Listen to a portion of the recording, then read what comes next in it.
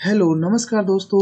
मैं आपका दोस्त विक्रम आज एक नए वीडियो के साथ आपके सामने उपस्थित हूँ, जिसमें कि हम राजस्थान सरकार की कुछ महत्वपूर्ण योजनाएं हैं उनके बारे में चर्चा करेंगे कि कौन कौन सी योजनाएं हैं, उनका फ़ायदा हम कैसे ले सकते हैं, कौन सी योजना का फ़ायदा किन को मिलेगा, क्या सभी योजना का फ़ायदा एक व्यक्ति ले सकता है।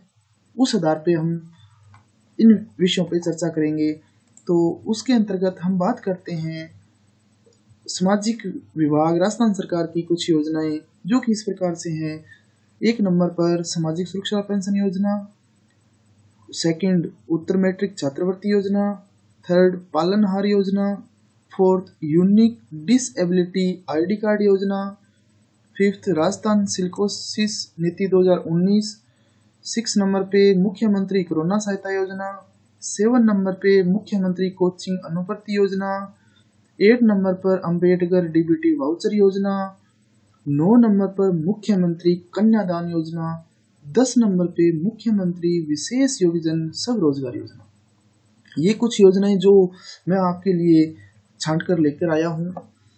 इन योजनाओं की वन बाय वन अपनी चर्चा करेंगे कि कौन सी योजना के लिए कौन लोग पात्र हैं, आवेदन कैसे कर सकते हैं, क्या सहायता मिलती है, इसी पे अपनी चर्चा का विषय रहेगा।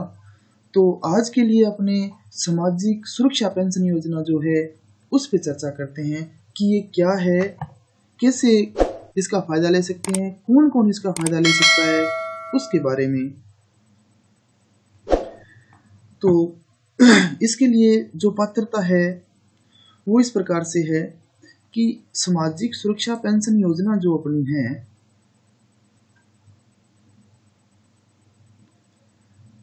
इसमें कौन आवेदन कर सकता है, किस लेवल पे क्या है क्या नहीं है, उस पर अपनी बात करते हैं। आज के लिए अपना जो विषय है वो है सामाजिक सुरक्षा पेंशन योजना।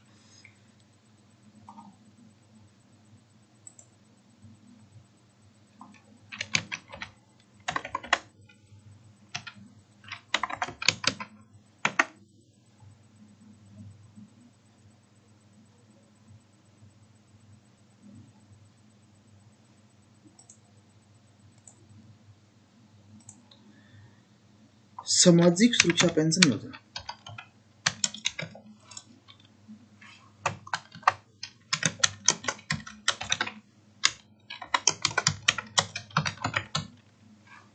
ये अपना आज का विषय है।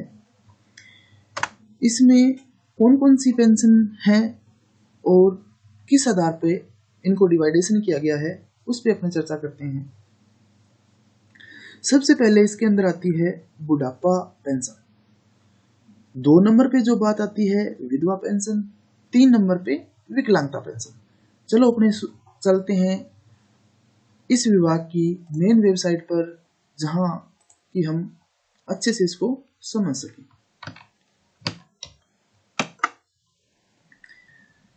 ये अपने पहुंच गए सामाजिक सुरक्षा पेंशन योजना क्या है क्या नहीं है, इस पे अपने चर्चा करते हैं। तो इसमें जो पेंशन स्कीम है वो किस प्रकार से है। सबसे पहले अपने आती है मुख्यमंत्री वृद्धजन सम्मान पेंशन योजना। जो मुख्यमंत्री वृद्धजन सम्मान पेंशन योजना है उसके लिए अगर अपने आवेदन करते हैं तो आवेदक जो कि महिला हो तो कम से कम 55 वर्ष की आयु होनी चाहिए, और अगर यदि पुरुष हो तो कम से कम उसकी आयु 58 वर्ष होनी चाहिए।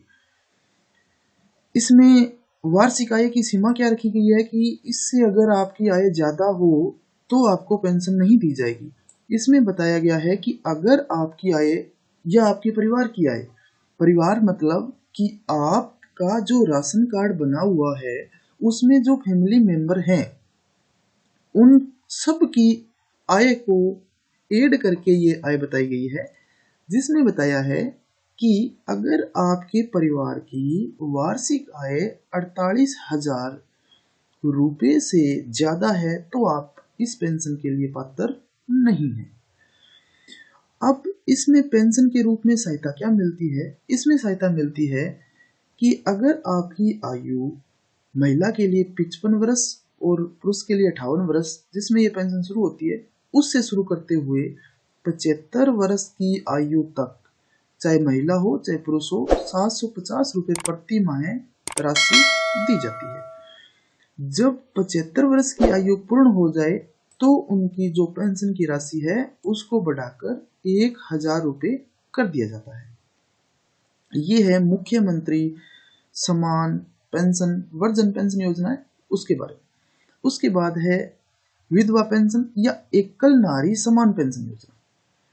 इसके लिए क्या पात्रता है? आवेदक की आयु अर्थात महिला की आयु कम से कम 18 वर्ष होनी चाहिए। इसके लिए कौन कौन आवेदन कर सकता है? आयु की विधवा, तलाकशुदा या परित्यक्ता, तीनों में से किसी कैटेगरी की महिला का आवेदन ऑनलाइन किया जा सकता है। वार्षिक आय की सीमा क्या रखी गई है? उसमें है कि अगर आपके परिवार की वार्षिक आय 48,000 रुपये से ज़्यादा है तो आपको ये पेंशन नहीं मिल सकती, अन्यथा आप इसके लिए आवेदन कर सकते हैं। अब उसमें कितनी राशि दी जाती है उस पर अगर बात करें तो 18 वर्ष या उससे अधिक की आयु किंतु मैक्सिमम 55 वर्ष तक आपको ये पेंशन की राशि होती है 500 रुपये। 55 वर्ष उम्र होते ही आप ये समझ सकते हैं कि बुढ़ापे की जो पेंशन है उसको साथ में ऐड कर दिया जाता है, तो 55 वर्ष या उससे अधिक किंतु 60 वर्ष तक आपको 750 रुपये दिए जाते हैं। अब क्या है, 60 वर्ष या उससे अधिक किंतु 75 वर्ष तक आपको जो ये राशि है वो है 1000 रुपये, और यदि आपकी आयु 75 वर्ष या उससे अधिक हो जाती है तो ये सहायता राशि आपके लिए हो जाती है 1500 रुपये।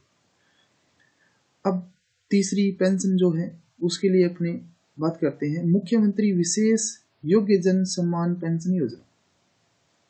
किसी भी आयु का विशेष योग्यजन जिसकी निःशक्तता 40% अर्थात उसके पास जो विकलांगता का सर्टिफिकेट है उसमें मिनिमम विकलांगता 40% दर्शाई होनी चाहिए, तो आप इसके लिए आवेदन कर सकते हो। उसके बाद वार्षिक आय की जो सीमा इसमें रखी गई है वो है 60,000 रुपये, कि 60,000 रुपये से अगर आपकी आय ज़्यादा है तो आप ये आवेदन नहीं कर सकते। इसमें मिलता क्या है, प्रति माह जो वित्तीय लाभ है वो कितना कितना होता है उस पर अगर बात करें तो 55 वर्ष से कम आयु की महिला एवं 58 वर्ष से कम आयु के पुरुष को 750 रुपये, अर्थात जिस दिन भी आप आवेदन करते हैं चाहे आपकी आयु 1 वर्ष हो चाहे 5 वर्ष हो, अगर आप विकलांग हैं तो इसके लिए आप आवेदन कर सकते हैं। तो 1 वर्ष से शुरू करते हुए आपकी आयु के महिला के लिए 55 वर्ष तक और पुरुष के लिए 58 वर्ष तक 750 रुपये प्रति माह वित्तीय सहायता सरकार की तरफ से दी जाती है। उसके बाद 55 वर्ष से शुरू करते हुए 75 वर्ष तक की महिला और 58 वर्ष से शुरू करते हुए 75 वर्ष तक के पुरुष को ये राशि की जो सीमा है वो है 1000 रुपये। अगर विकलांग व्यक्ति जिसकी आयु 75 वर्ष से ज़्यादा है तो ये जो सहायता राशि है ये बनती है 1250 रुपये। कुष्ठ रोग मुक्त सभी उम्र के लाभार्थियों को 1500 रुपये। कुछ रोग हैं जो कुष्ठ रोग की श्रेणी में आते हैं, अगर उससे आप ग्रसित हैं तो 1500 रुपये की सहायता राशि आपको दी जाती है। उसके बाद है लघु एवं सीमांत कृषक वर्जन पेंशन योजना। ये थोड़े दिन पहले ही शुरू की गई है, पहले इसका क्राइटेरिया नहीं होता था पेंशन योजना में, अब इसको ऐड कर दिया गया है। उसमें क्या बताया है कि अगर 55 वर्ष एवं अधिक आयु की महिला, 58 वर्ष एवं अधिक आयु का अगर पुरुष है, लघु एवं सीमांत कृषक की परिभाषा राष्ट्रीय खाद्य सुरक्षा अध्यादेश 2013 के तहत खाद्य और नागरिक आपूर्ति विभाग राजस्थान सरकार के परिपत्र दिनांक 31/8/2013 के अनुरूप रहेगी। खाद्य सुरक्षा के बारे में आप सभी को पता है कि मैक्सिमम अगर आपके पास जमीन है तो 4 बीघा या उससे ज़्यादा नहीं होनी चाहिए, तो आप इसके लिए आवेदन कर सकते हैं। अगर किसी ने गलती से आवेदन कर दिया जिसमें कि वर्जर पेंशन योजना 55 वर्ष पे शुरू होती है और पुरुष के लिए 58 वर्ष पे, और ये भी 55 वर्ष और 58 वर्ष, ये है वर्जर पेंशन योजना, परंतु ये कृषक श्रेणी में आता है। अगर अपने आवेदन करते हैं कि अपने पास 4 बीघे जमीन है और अपनों ने सीधा वर्जन पेंशन योजना में आवेदन कर दिया, तो 100 में से 100% आपका आवेदन निरस्त कर दिया जाता है, क्योंकि आपके पास जमीन है, आपके पास कृषि भूमि है और फिर भी आपने आवेदन है जो कि डायरेक्ट वर्जर समान पेंशन योजना में कर दिया है। इसलिए इस बात का ध्यान रखना चाहिए कि अगर आपके पास कृषि भूमि है और आपकी आयु 55 वर्ष और 58 वर्ष हो चुकी है, कृषि भूमि कितनी, मैक्सिमम 4 बीघा 1.012 हेक्टेयर तक आप ये आवेदन कर सकते हैं। उससे अगर आपकी जमीन ज्यादा है तो आप ये आवेदन नहीं कर सकते। तो आपको आवेदन इस श्रेणी में करना चाहिए, न कि इस श्रेणी में करना चाहिए। उसके बाद ये पेंशन राशि आगे बढ़ाती जाती है। कब, 75 वर्ष तक, 75 वर्ष से कम तक आपको 750 रुपये, और 75 वर्ष से अधिक अगर आपकी आयु हो जाती है तो आपको 1000 रुपये मंथली सहायता राशि सरकार की तरफ से दी जाती है। ये अपनी मुख्य पेंशन योजनाएं थी। वर्जन पेंशन योजना, एकल नारी समान पेंशन योजना, मुख्यमंत्री योग्य जन समान पेंशन योजना और लघु सीमांत कृषक वर्जन पेंशन योजना। इसके बारे में अगर किसी का कोई क्वेश्चन हो तो आप मुझे कमेंट करके पता कर सकते हैं। मैं आपको, मेरी तरफ से पूरी कोशिश रहेगी कि आपके हर एक कमेंट, हर एक क्वेश्चन का जवाब मैं आप तक पहुंचा पाऊं। अंतिम में एक छोटा सा निवेदन कि अगर आप हमारे चैनल पर नए हैं तो चैनल को सब्सक्राइब करें, और सभी से एक छोटा सा निवेदन कि अगर आपको ये वीडियो अच्छी लगी हो तो आप वीडियो को एक लाइक जरूर कर दें और अपने दोस्तों के साथ शेयर करें। कल इसी क्रम में अपने ने लिस्ट बनाई है उसमें है उत्तर मैट्रिक छात्रवृत्ति योजना। इस पर पूर्ण रूप से चर्चा करेंगे।